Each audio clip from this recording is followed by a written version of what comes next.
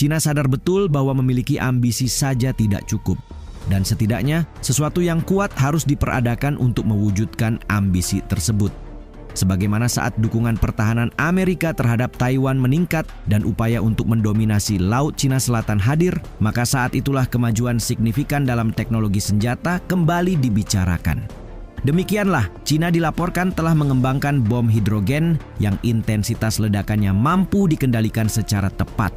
Menyusul dampak mengkhawatirkan bagi musuh, berikut fakta di balik senjata baru Cina yang efeknya disinyalir jauh melampaui ledakan TNT.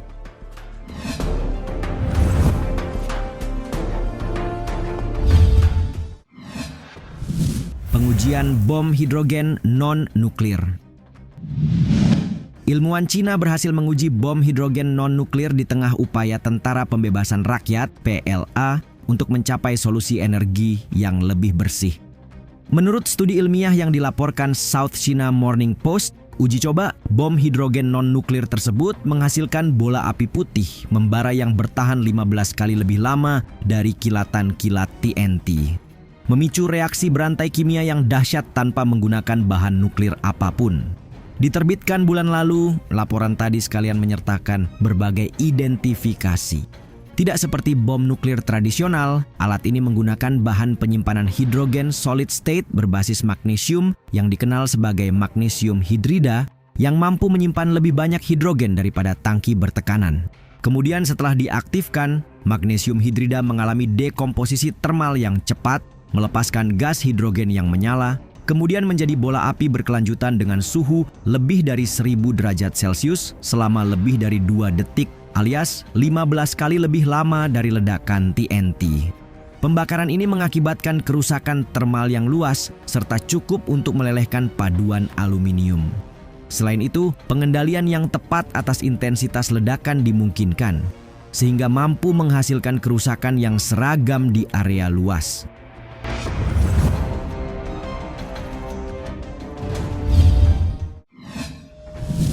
Jauh melampaui ledakan TNT.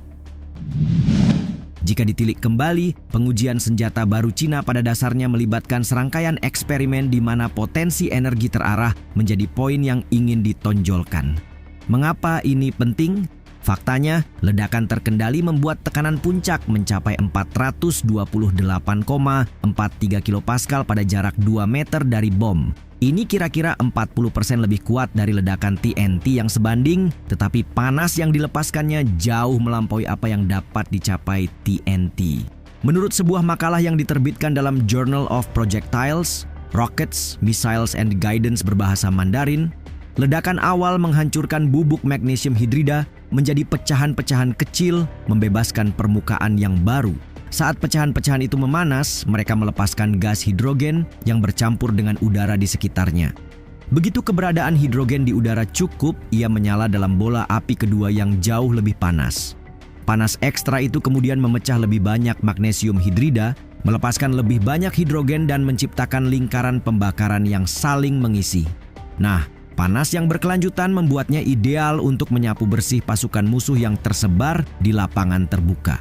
Dalam praktiknya, sebagaimana bisnis standard mencatat, PLA dapat menggunakan bom untuk menghalangi akses musuh ke rute-rute utama dengan membakar sebagian jalan, melumpuhkan layanan-layanan penting dengan menargetkan pembangkit listrik atau pusat komunikasi, serta menyerang sekelompok peralatan atau personel tertentu tanpa menghancurkan seluruh wilayah.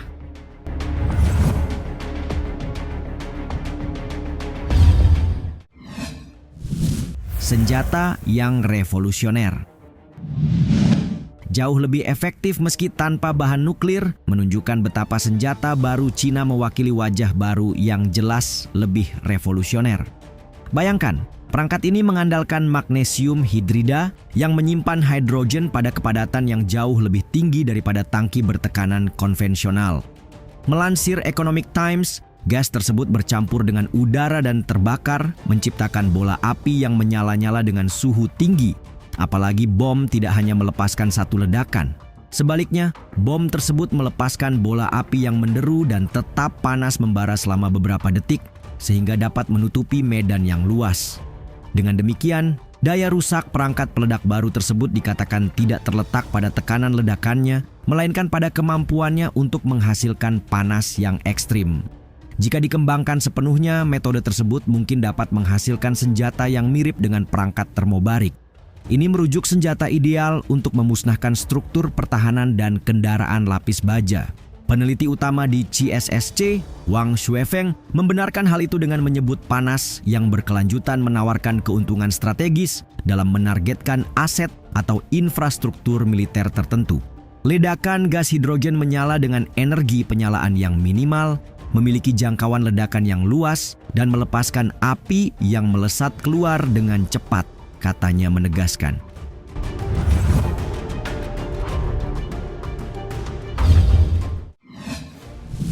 Modernisasi militer dan fokus energi bersih.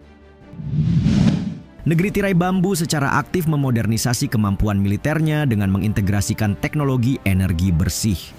Tidak hanya tentang pengujian belum lama ini, negara tersebut bahkan meningkatkan armada kapal perangnya dengan sistem propulsi listrik, termasuk kapal canggih seperti kapal penjelajah kelas Renhai tipe 055 yang dilengkapi sistem propulsi listrik terpadu.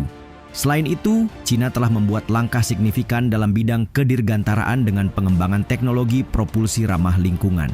Tahun 2023, lalu misalnya, Cina meluncurkan roket bertenaga metana pertama di dunia yang mencapai orbit, sebuah prestasi yang menggarisbawahi ambisi untuk memimpin dalam teknologi militer berkelanjutan.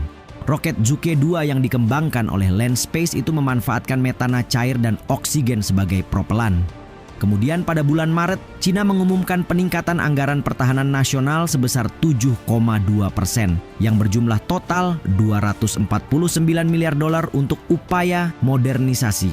Sebuah keputusan yang sejalan dengan ambisi revolusioner Cina dalam fokusnya pada energi bersih. PLA telah mempromosikan penggunaan energi terbarukan seperti tenaga surya, angin, laut, dan hidrogen untuk keperluan militer. Kini, satu demi satu telah diwujudkan dan komitmen Cina sedikit pun tampak tak mengecewakan sejauh ini.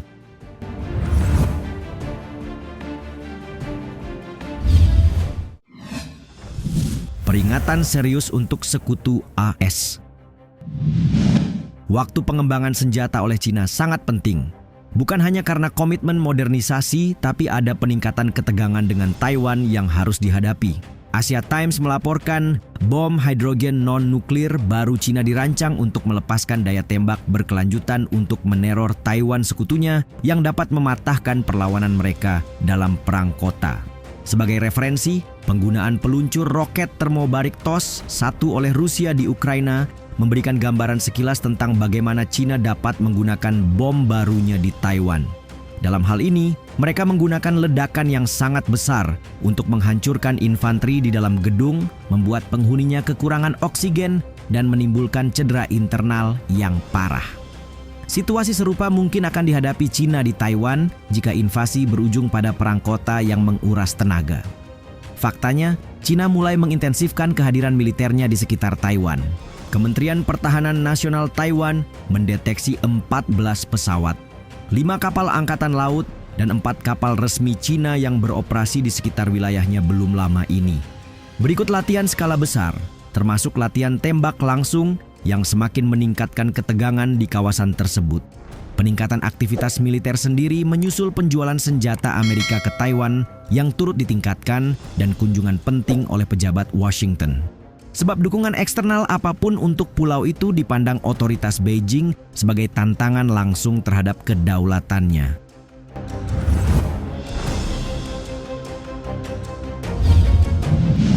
Dukungan internasional yang kuat, termasuk intervensi militer Amerika, dapat memperkuat tekad Taiwan untuk memantapkan kedaulatan terhadap Cina.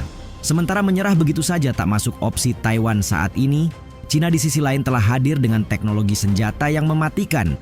Menurut kalian, sejauh mana konflik Cina-Taiwan akan bergulir?